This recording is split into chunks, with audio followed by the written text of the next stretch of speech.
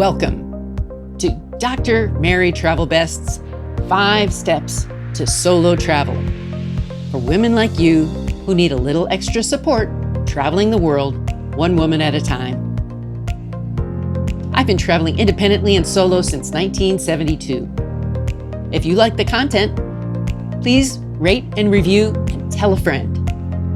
In this episode, the FAQ is, a reader asks, I recently booked a trip and the airfare included no carry-on bag. How can I manage to travel without a carry-on? Today's destination is Naples, Florida. Today's mistake, I lost my horse. Travel advice, make someone else's day. So now let's go to the FAQ. I recently booked a trip and the airfare did not include a carry-on bag. How can I manage to travel without a carry-on? And the answer is, not every trip can be managed without luggage. There will be circumstances when you need to bring many changes of clothes on your trip. In that case, you will have to pay a fee to most airlines for this service. Southwest Airlines still allows 2 free bags with your plane ticket. If your airline charges you for a carry-on bag, you have a choice to book it when you buy your tickets or when you check in online. The price is usually higher when you get to the airport, and even higher if you get to the gate and then decide to check it. If you don't want to pay those fees, you can consolidate your luggage into small bags that go underneath the seat in front of you. Check with the airline for the exact dimensions of that personal item, and do not exceed that. The show notes have some guidance on this. You can vacuum pack your clothes so they shrink into a ziplock bag, and you can use a metal straw to remove the air in those bags. I traveled for more than a month with a small personal item. I recommend you bring packing cubes and then line them up vertically in your personal item bag. And now for our destination, Naples, Florida. In summer, you may melt in Naples, Florida without air conditioning. Most of the year, it's a delightful climate. Snowbirds seem to like it a lot. This is a step 1 or step 2 destination in the 5 steps to solo travel. It's an easy starting point for you to go solo. Naples is on the Gulf of Mexico in the southern western part of Florida. It's known for shopping, culture, and dining.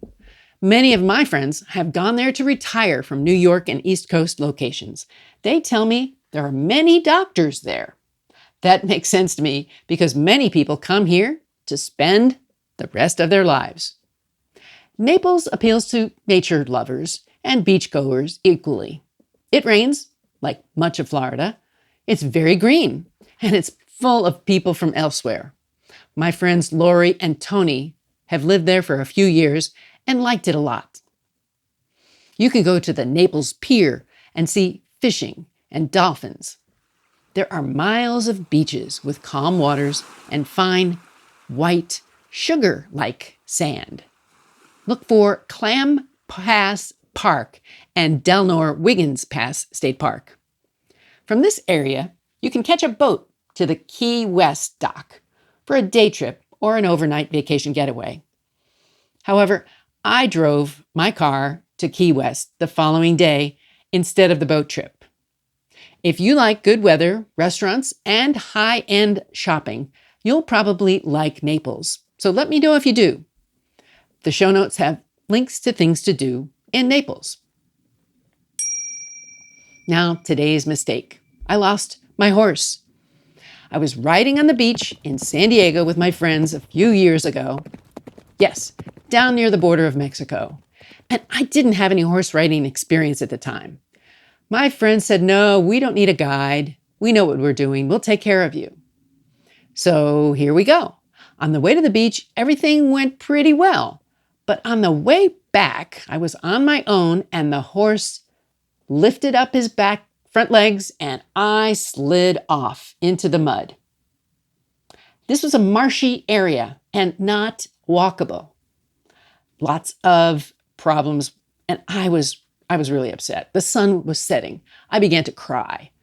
How can I explain that I lost my horse What was I going to do?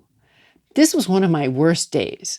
Finally, someone arrived and put me up on their horse and brought me back to the barn and civilization. By this time it was dark, and I was so tired and sad. These poor horses just wanted to get back to the barn. I should have known better. Ask for a guide if you need one, even if you do know what you're doing, because I lost my horse.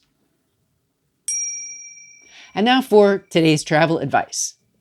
Make someone else's day. Focus on someone else. That makes your day better. Traveling is hard, as you know. In some cases, when you're solo, it can also be very freeing.